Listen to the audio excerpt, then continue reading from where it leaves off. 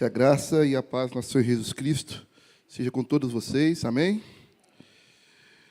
Convido esse momento aí os irmãos se colocar de pé, para nós lermos a palavra de Deus, que está na carta de Paulo aos Filipenses, capítulo 1, do versículo 12 ao 18.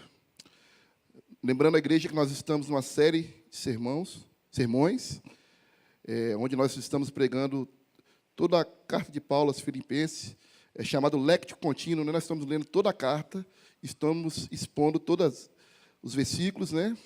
E louvamos a Deus por essa oportunidade de, essa manhã, estarmos aqui juntos com os irmãos. Vamos ler juntos? Filipenses, capítulo 1, versículo 12 ao 18. Quero ainda, irmãos, cientificar-vos de que as coisas que me aconteceram têm antes contribuído para o progresso do Evangelho, de maneira que as minhas cadeias em Cristo se tornaram conhecidas de toda a guarda pretoriana e de todos os demais. E a maioria dos irmãos, estimulados no Senhor por minhas algemas, ousam falar com mais desassombro a palavra de Deus. Alguns efetivamente proclamam a Cristo por inveja e porfia. Outros, porém, o fazem de boa vontade. Estes, por amor, sabendo que estou incumbido da defesa do Evangelho, aqueles, contudo, pregam a Cristo por discórdia, insinceramente julgando suscitar tribulações às minhas cadeias.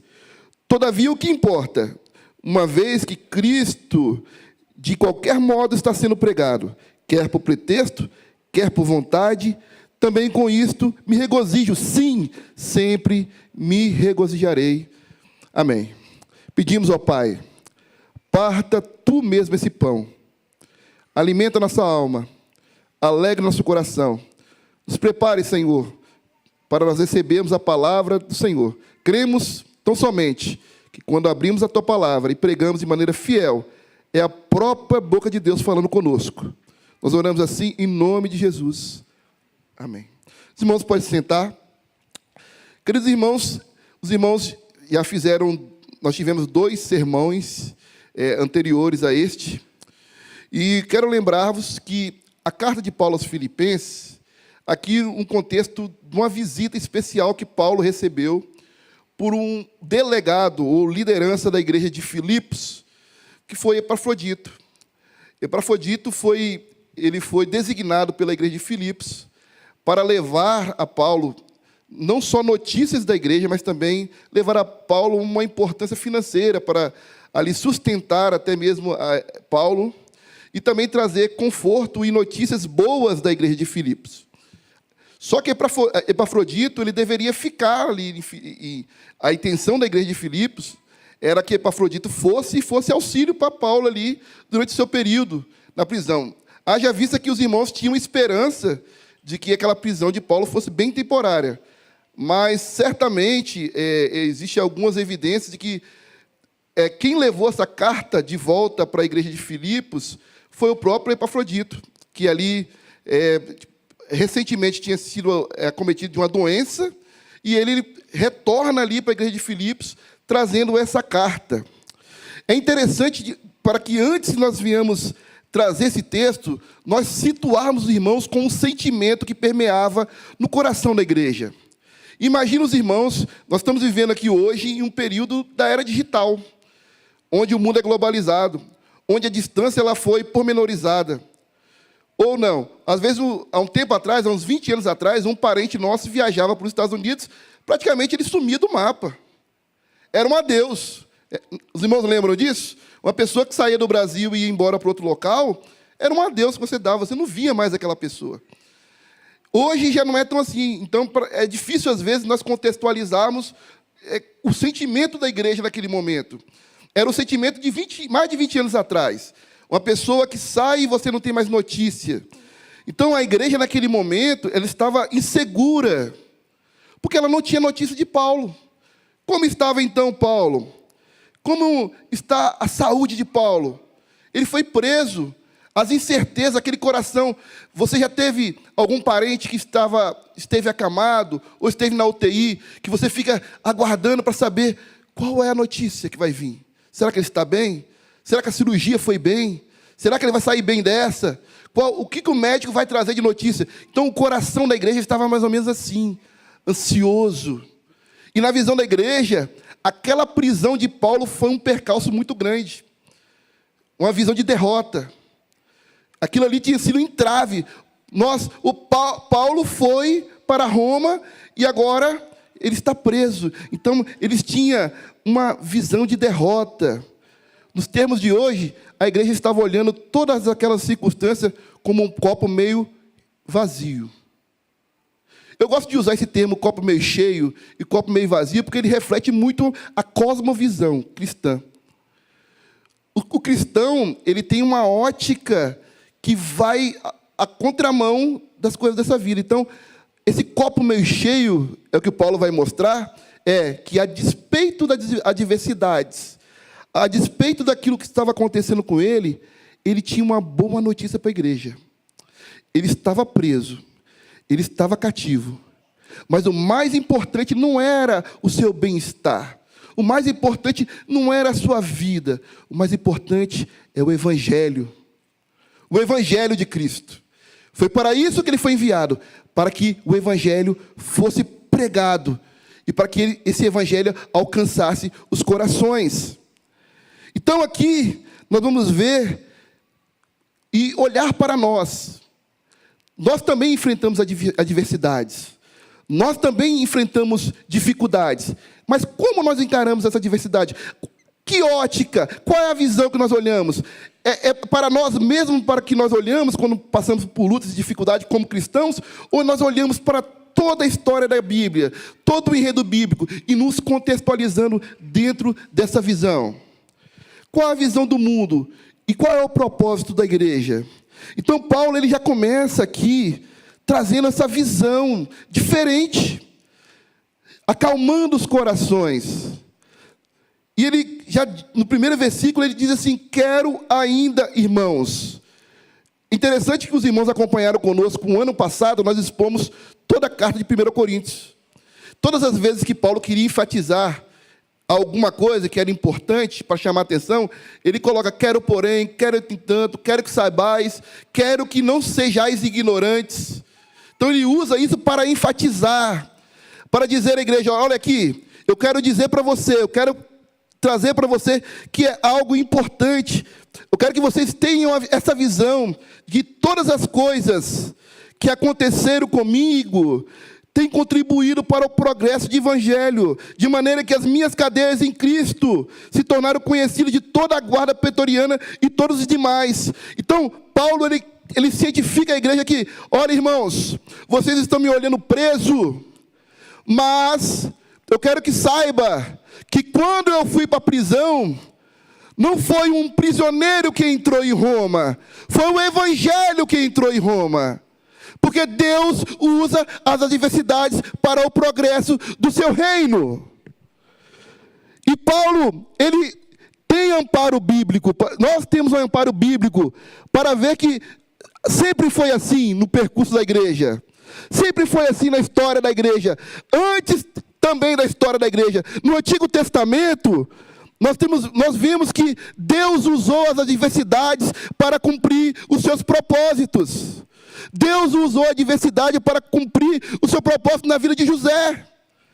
Nós vamos ver José lançado em uma cisterna, vendido como escravo pelos seus irmãos. E ao final, lá em Gênesis capítulo 50, versículo 20, José, quando encontra seus irmãos, ele olha para trás, ele não vê o copo meio vazio. Ele não lamenta, cheio de rancor, cheio de ódio. Ele não olha para os seus irmãos e fala assim: olha, vocês me venderam. Não. José olha para os seus irmãos e diz assim: foi o Senhor que me colocou neste lugar. Até a inveja de vocês, até a venda de vocês, até eu ser escravizados, foi um propósito de Deus para que se cumprisse as suas promessas. Não só na minha vida, mas na vida de todo o povo. Não foi assim com José? José olha para trás, ele entende a providência divina em meio ao seu sofrimento. Ele vê a mão de Deus o guiando, o sustentando, mesmo em momentos mais difíceis, de dor. Imagine, irmãos, ser vendido como escravo.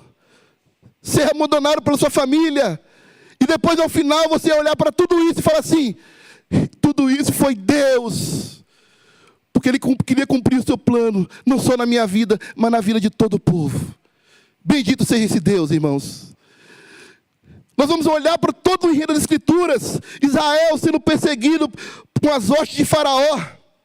Quando Israel ali passa ao mar seco, as hostes de Faraó é derrubada, ouvi-se um grande cântico de júbilo ao Deus Todo-Poderoso, prefigurando Apocalipse, onde quando o povo for para a eternidade, haverá um grande cântico de glórias a Deus, aleluias, aquele que vive para todo sempre, que é o Cordeiro que foi morto, mas ressuscitou. Nós olhamos para o Antigo Testamento e vemos isso, as promessas de Deus na vida de Jó, um homem que perdeu todos os seus bens aqui na terra, todas as suas posses, um homem que passou no limbo, mas nada disso abalou sua fé. Ao contrário, meus irmãos, ele olha ao final da sua jornada, em vez de lamentar as perdas, em vez de lamentar as suas posses que se foram, ele olha o Deus que restituiu todas as coisas, ele fala assim: eu sei que vive o meu Redentor, e por fim, ele virá sobre a terra. Ele olha para tudo isso, ele não tem rancor no seu coração, ele não olha o copo meio vazio, ele olha a Deus em sua sabedoria. Ele não tinha tanta intimidade com Deus antes de passar por provas e tribulações, mas agora Jó, ele olha e fala assim: meus olhos, antes eu te conhecia de ouvir falar, agora meus olhos te veem. Ou seja, toda aquela tribulação, toda aquela luta, toda aquela angústia se viu como um degrau para que ele viesse se aproximar mais de Deus. Jesus Cristo, o nosso Senhor e Salvador, ele morreu, mas ele não ficou morto, ele ressuscitou, ele foi esbofeteado, Satanás tentou o envergonhar, mas nós sabemos, meus irmãos, que ele triunfou sobre a morte, e ele está vivo para todo sempre. Nós vamos ver também os apóstolos, lá em Atos capítulo 4, após eles serem presos, escorraçados, a palavra diz que eles pregavam ainda com mais intrepidez, e Deus salvava ainda mais pessoas, e o nome do Senhor era ainda mais glorificado. Mas por que eu estou dizendo isso? Porque toda a Bíblia mostra que as adversidades e as provas são degrau na vida do crente. Meu irmão, eu não sei qual prova você está passando, eu não sei qual luta que você está passando. Talvez você está olhando para a prova e para a luta e lamentando e murmurando. O que Deus te conclama nessa manhã é você olhar para a prova, é você olhar para a luta e dizer: bendito seja Deus, porque todas as coisas que eu tenho passado têm contribuído para o progresso do Evangelho de Deus, têm contribuído para a minha salvação. É assim que a igreja ela foi ao longo do Antigo Testamento, e é assim que a igreja ela continuou como igreja do Novo Testamento. E aqui, meus irmãos, ele diz o seguinte, que a guarda pretoriana, ele tinha pregado o Evangelho, e a guarda pretoriana, acompanhe comigo, de maneira que as minhas cadeias em Cristo, ou seja, eu estou preso, tem um propósito, irmãos. Eu consigo encontrar sentido nas minhas tribulações e minhas angústias. Eu consigo encontrar sentido em tudo que eu passei. Até mesmo a igreja que eu passei, palavra de um pastor que me deu uma palavra dura, isso serviu para contribuir a minha fé, para que eu viesse me fortalecer. Traição de irmãos, como foi com José, isso serviu para me fortalecer. Na vida do crente, ele olha somente que essa prisão, essa adversidade é em Cristo, não é sozinha. Nós temos Cristo ao nosso lado. Cristo é com você, meu irmão. Eu não sei o que você está passando hoje. Talvez você entrou aqui livre, não está numa prisão externa, mas está dentro de uma prisão interna. Sua mente é atribulada, coração angustiado. Mas eu quero dizer que Cristo está com você. A sua prisão é em Cristo. Cristo te levará dessa prisão. Bendito seja Deus. Ele diz aqui que essa prisão, eles foram estimulados. Foi conhecida toda a guarda pretoriana. A guarda pretoriana era a guarda elite, era a guarda especial. Era a elite do Império Romano. E eles tinham acesso até mesmo à casa de César. Então, Paulo, olha só, irmãos, toda aquela prisão, você imagina aqueles prisioneiros chegando, eu fico imaginando esses prisioneiros chegando, desconfiados de Paulo. Quem é esse camarada? Chegou aqui. Quem é esse sujeito? Deve ser mais um arruaceiro. E daqui a pouco Paulo começa a falar do evangelho para eles. Daqui a pouco Paulo começa a falar o porquê ele estava preso. Daqui a pouco eles começam a ver que o motivo que Paulo estava preso não era um motivo hediondo, nada de ruim que ele tinha feito. O motivo que Paulo estava preso era por amor a Cristo. Que Cristo é esse que faz um homem a perder sua própria liberdade? E aqueles corações começam a se amolecer por o evangelho. Aquela guarda pretoriana tinha grande influência na sociedade. Começa a falar em suas casas, um guarda começa a falar para o outro. Daqui a pouco está todo mundo evangelizado.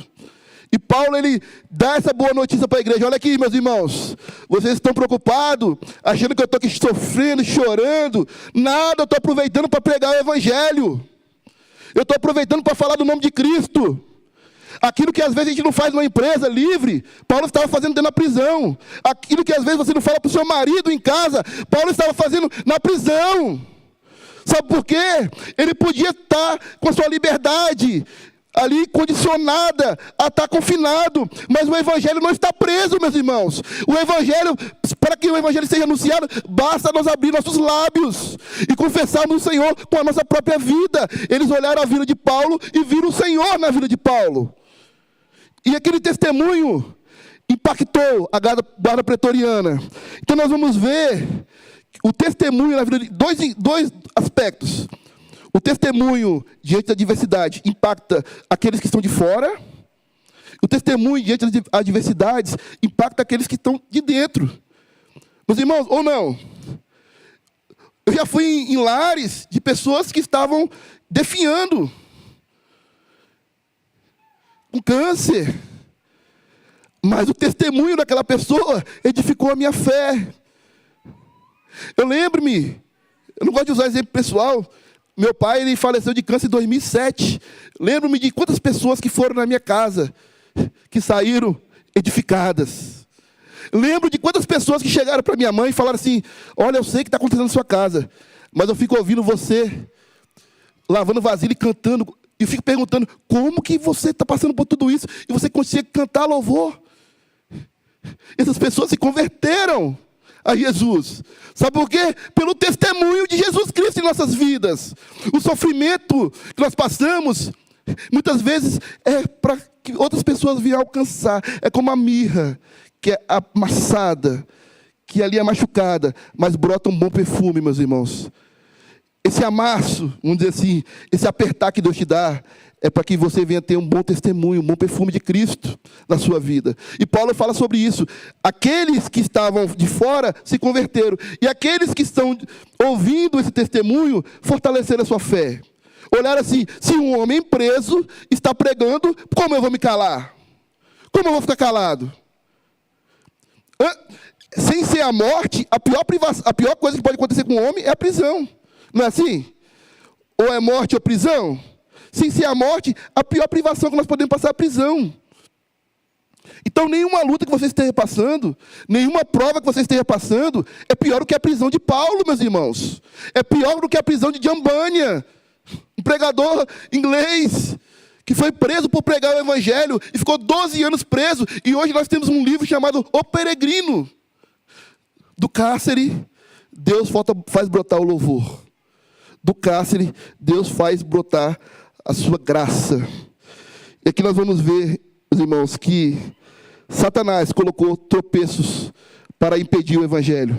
Mas Paulo usou esses tropeços como degraus para que o evangelho de Cristo fosse anunciado. E ele diz isso. Então, a igreja, acalma o coração. Fique tranquilo. Deus é comigo. Deus está cuidando de mim. Seja para a vida ou para a morte, é para isso que eu fui salvo. Eu sou um vaso escolhido, né? Vai, que esse é para mim um vaso escolhido. Foi para isso que você foi salvo, meu irmão. Deus não te salvou para curar um caroço de você. Ele faz isso, Ele pode fazer. Deus não te salvou para somente te dar bens e prosperidade nessa vida, não. Deus te salvou para um propósito maior, para que Cristo seja engrandecido através de você. Quer pela vida, quer pela morte, Cristo será engrandecido em meu corpo, através do seu testemunho, da sua vida, das suas ações, dos seus gestos. Cristo, ele tem que ser engrandecido em você. Então não tem nenhuma prova capaz de apagar isso da sua vida.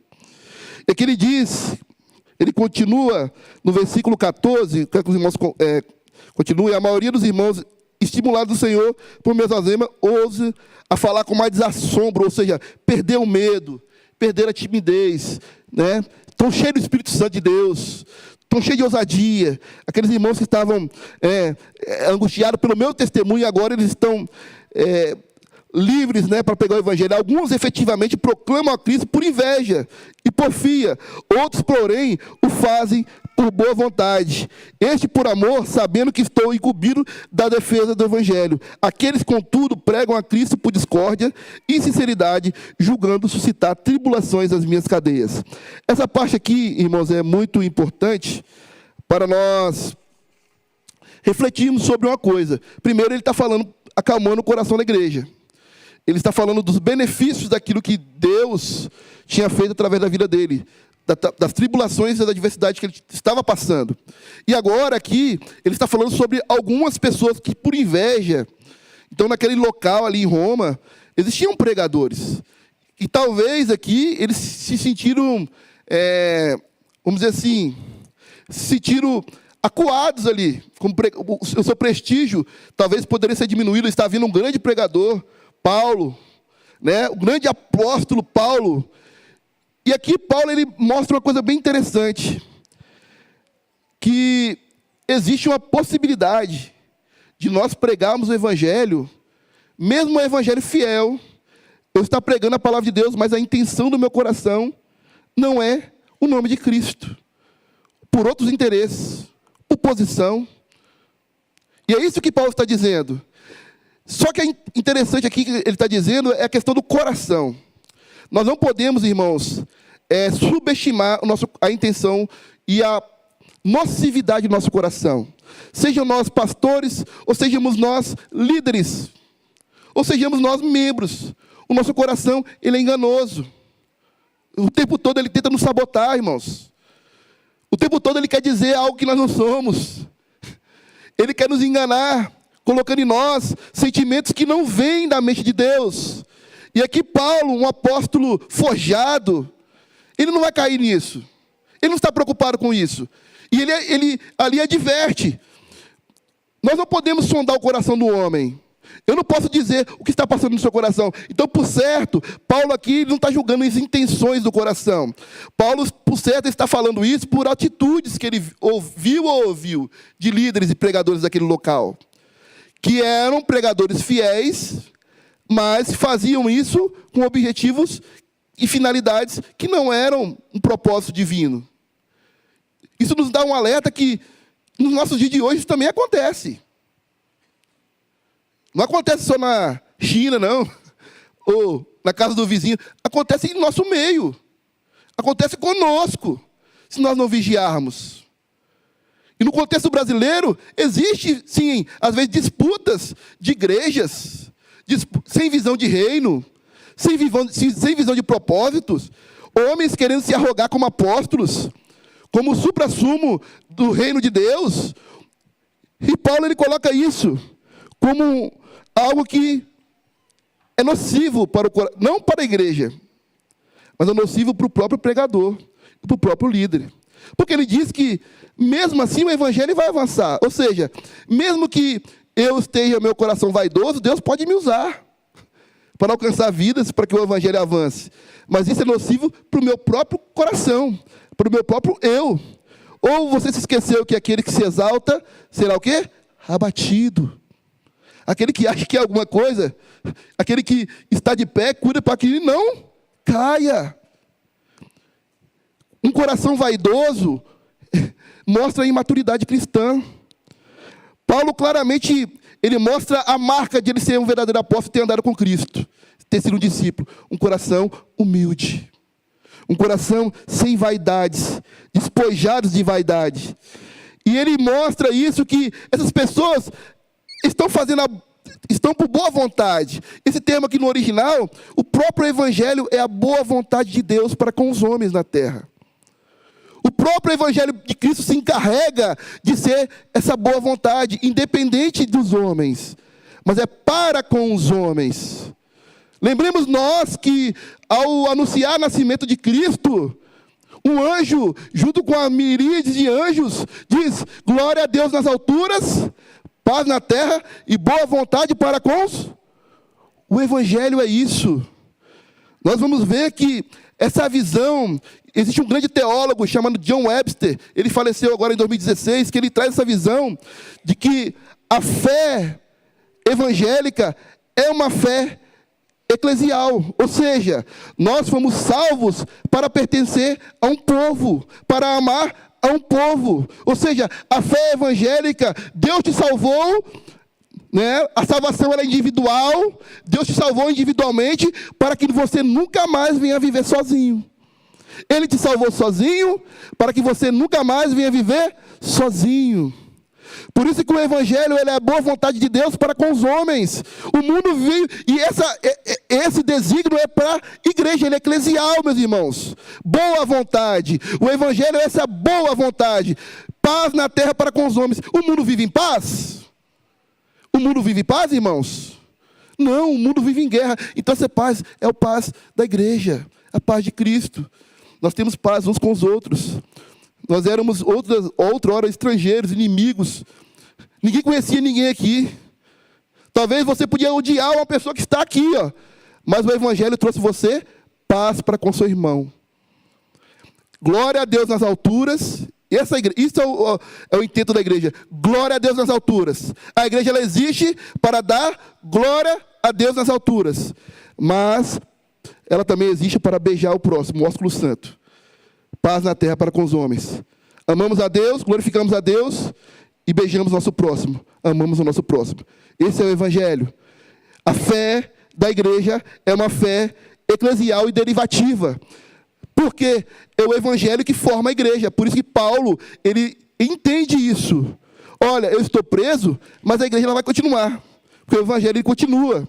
Então é o Evangelho que forma a igreja. É o Evangelho que dá sentido à igreja. Se nós pararmos de pregar o Evangelho aqui, acabou a igreja. Se nós pararmos de pregar o Evangelho, não existe igreja. Após o Pentecoste, Pedro se levanta e prega e a igreja se forma. Teve que haver pregação. A boa vontade de Deus para conosco é a pregação do Evangelho, meus irmãos. E, portanto, no lugar onde há Evangelho não é lugar de disputa. E Paulo ele diz isso. Existem pessoas que abraçaram a causa do Evangelho, amam o Evangelho. A igreja de Filipos abraçaram a causa do Evangelho. Mandou dinheiro para Paulo. Estavam preocupados com Paulo. Mas existia aqueles que... Eram dois grupos, né? Aqueles que insistiam em querer posições, em querer cargos, em querer projeção. Mas Paulo ele não cai nisso, meus irmãos. Paulo estava assinado, ele é um discípulo. Ele lembra das instruções do seu mestre. Lembra-se de João 15, capítulo 5? Jesus, ele coloca a gente no nosso lugar. Então, Paulo, ele estava no seu lugar. Ele sabia qual era o seu lugar. Jesus diz assim: eu sou a videira verdadeira. Eu sou a videira verdadeira e vós são os ramos. Ou seja, todos nós, além de Cristo, somos todos iguais. Não cabe a nós ficarmos olhando um ramo para o outro, né? Às vezes existe um ramo ficar olhando para o outro. Olha, eu toco melhor. Eu faço assim. Minha folhinha é mais bonita. Jesus fala assim, não tem lugar para isso. Sabe por quê? Eu sou a videira verdadeira. E Paulo, ele traz isso de uma maneira profunda quando ele diz assim, é o Evangelho de Cristo que importa. E é isso que Jesus ensinou. Eu sou a videira verdadeira. E aquele que está em mim, se eu estiver em você, e você em mim... né? Tudo que pedis ao meu Pai, eu vos concederei. E sem mim nada podeis fazer. Irmãos, nós não podemos fazer nada sem Cristo. Nós não podemos fazer nada sem Cristo. Ao passo disso, nós podemos dizer, eu posso fazer todas as coisas em Cristo. Posso todas as coisas naquele que me fortalece. Sem Cristo, nada podeis fazer. Então, a gente não pode olhar um para o outro e ficar se comparando. Devemos olhar para Cristo. Ele é a videira verdadeira e colocou a gente no nosso lugar. Então, portanto, ele diz aqui no final que o que importa, todavia, uma vez que Cristo, de qualquer modo, está sendo pregado, ele é a videira verdadeira. Não vamos ficar brigando entre nós, ramos, Vou ficar perdendo tempo com isso? Não, eu não vou ficar perdendo tempo com isso. Eu estou forjado. Eu já passei por tanta coisa. Já passei por naufrágios. Já passei por tanta luta. Para chegar aqui e ficar brigando, disputando quem é o maior? Não. O que importa é a videira verdadeira ser pregada. Ele está sendo pregado por pretexto, quer por vontade, também com isso me regozijo. Se eu me alegro em ver o evangelho sendo pregado, meu irmão. Eu não me alegro em ver meu nome sendo colocado nas praças, na frente da placa da igreja. Não. Eu me alegro em ver o nome de Cristo sendo pregado. O evangelho. Porque enquanto existir evangelho, haverá igreja. Enquanto existir palavra de Deus sendo pregada de forma fiel, haverá igreja. Portanto, isso aqui não é pretexto. Alguns usam isso como pretexto e falam assim: o que importa é pregarmos o evangelho. Né? Importa que é a igreja. Tudo é a mesma coisa. Aí você coloca vários elementos na igreja, né, com esse pretexto desse texto. Não. Esse texto não tem esse contexto. Aqui, Paulo está falando de pessoas que pregavam o verdadeiro evangelho. Não é de invencionice de igreja, não, irmãos. Não é de invencionice de modernismo, não. Pessoas que pregavam o verdadeiro evangelho, só com a intenção errada. Olha só como que Deus, a palavra de Deus é rigorosa para conosco. Não podemos pregar somente o evangelho, devemos pregar o evangelho com a intenção de glorificarmos a Deus. E aí, Paulo, ele fecha falando que está alegre com isso. E nós fechamos aqui essa pregação, mostrar, vocês têm se alegrado? Você está alegre? Esse ano, você tem motivo de alegria? Se você disser que não, você está olhando o copo meio vazio. E não é a visão evangélica, não é a visão cristã. Se você disser que sim, você está vendo o copo meio cheio. Porque você encontrou sentido em todas as coisas da sua vida, à luz do evangelho. Então, meus irmãos, qualquer prova que você esteja passando, saiba que existe primeiro um Deus por você. Porque nós fomos feitos para dar glória a Deus nas alturas. E também saiba que a paz entre nós, existe irmãos para te ajudar. Existe uma igreja. Você foi salvo para nunca mais viver sozinho. Para não viver mais em escuridão. Para não viver mais em charco de lodo, de perdição. Espere no Senhor, confie no Senhor. Viva esse propósito. Não tenha vergonha de falar de Jesus. Não se perca no caminho. Tem um hino antigo que diz isso, né? Seguir a Cristo, quanto anelo, ter minha vida cada dia com meu Deus. O quão difícil é reconhecê-lo, andar. Ele diz assim, um final: ó, não permita que o meu coração se engane tanto ao ponto de levar-me a ser mais um na grande multidão. Não seja isso. Seu coração se engane achando que as coisas estão ruins. Ah, a economia está ruim. Ah, olhando para as coisas dessa vida, olhe para Jesus.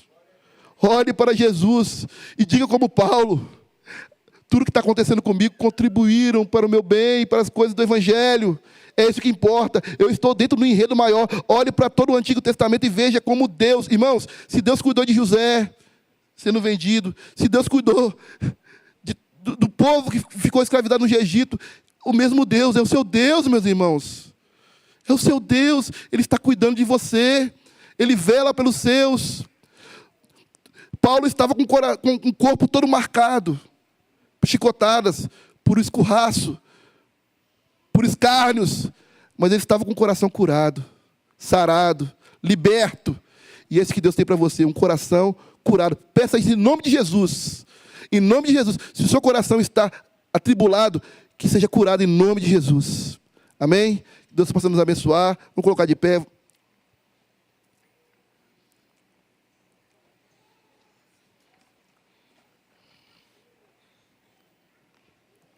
Pai, pedimos que o Senhor nos abençoe. Em nome de Jesus, ó Pai. Que nós venhamos ser a cada dia mais instrumentos em Tuas mãos. Instrumentos na mão do Redentor. Ó Deus, toma-nos em Tuas mãos. Tira todo o nosso eu. Todo o nosso hedonismo de tentar satisfazer nossa própria carne, nosso próprio eu. Mas que nós venhamos nos gloriar no Evangelho de Jesus. Que o Teu nome venha a ser o nosso nome. Que as pessoas venham olhar para nós e venham dizer: esse servo é o Deus vivo. Que nós venhamos impactar e testemunhar para aqueles que estão de fora, mas também que nós venhamos ser exemplo para os fiéis, aqueles que creem em Ti. Eu peço ao Pai, se existe alguém aqui agora que está com depressão, pensamento suicida, angústia, que em nome de Jesus vai ser curado, ó Pai, liberto, sarado, para a glória de Ti mesmo. Pessoas que estão aprisionadas no cárcere mais profundo de solidão, que elas venham se sentir abraçadas pelo Senhor e pela igreja. Nós pedimos, ó Pai, oramos assim, que a graça do Senhor, nosso Senhor e Salvador Jesus Cristo, o amor de Deus, nosso glorioso Pai, também as doces, eternas e santas consolações do Espírito Santo, seja com todos vocês, Igreja do Senhor, hoje e para sempre. Amém.